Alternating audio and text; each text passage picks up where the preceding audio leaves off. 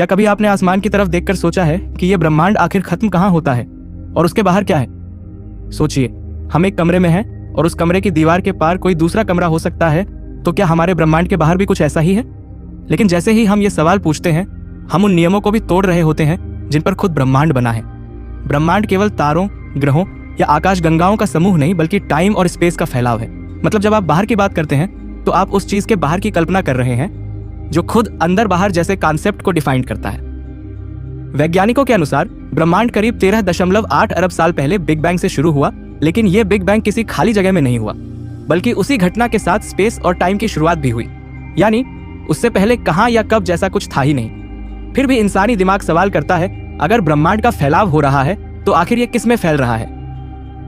इसका जवाब खोजते हुए वैज्ञानिक थ्योरीज हमारे सामने कई ऑप्शन रखती हैं, जैसे मल्टीवर्स थ्योरी, जो कहती है कि हमारा ब्रह्मांड बस एक बबल है और ऐसे कई बबल्स एक बहुत बड़े हाइपर स्पेस में मौजूद हैं। उस हाइपर स्पेस में क्या है, वो कैसा है, इसका कोई डायरेक्ट प्रमाण नहीं है, लेकिन कैलकुलेशंस के आधार पर यह संभावना जताई जाती है कि वहां हमारे जैसे और भी ब्रह्मांड हैं जिनके अपने अपने नियम, टाइम और फिजिक्स हो सकते हैं। यानी एक ब्रह्मांड में ग्रेविटी जैसा नियम हो ही नहीं, या वहां का समय उल्टा चलता हो।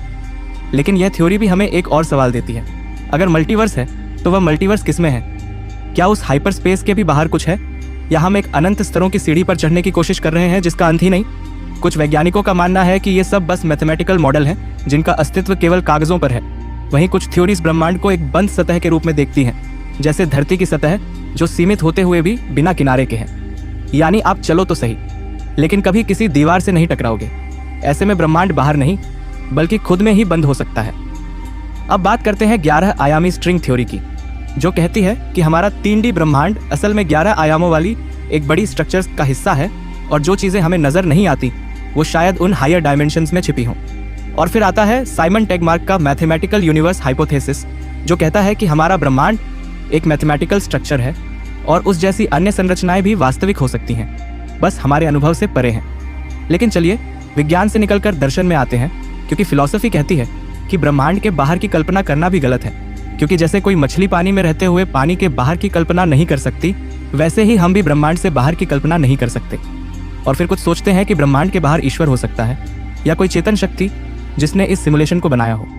हाँ, सिमुलेशन थ्योरी के मुताबिक हम सब किसी बहुत उच्च बुद्धि द्वारा बनाए गए कंप्यूटर प्रोग्राम का हिस्सा हो सकते हैं। तो इस केस में बाहर वो पूरी अलग हकीकत है, जैसे गेम के बाहर गेमर।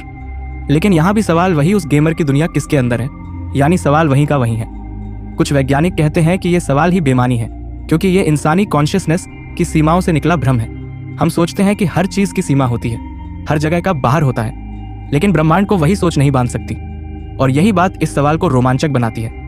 ब्रह्मांड के बाहर क्या है, यह सवाल कोई एक जवाब नहीं देता, बल्कि यह सवाल हमारे भीतर जिज्ञासा, विज्ञान और दर्शन के बीच की गहराई को जगाता है। हो सकता है बाहर कुछ भी ना हो, या हो सकता है वहां ऐसा कुछ हो जो हमारी कल्पना की सबसे अंतिम सीमा से भी परे हो। तो क्या हम कभी जान पाएंगे कि ब्रह्मांड के बाहर क्या है? शायद हाँ, शायद नहीं।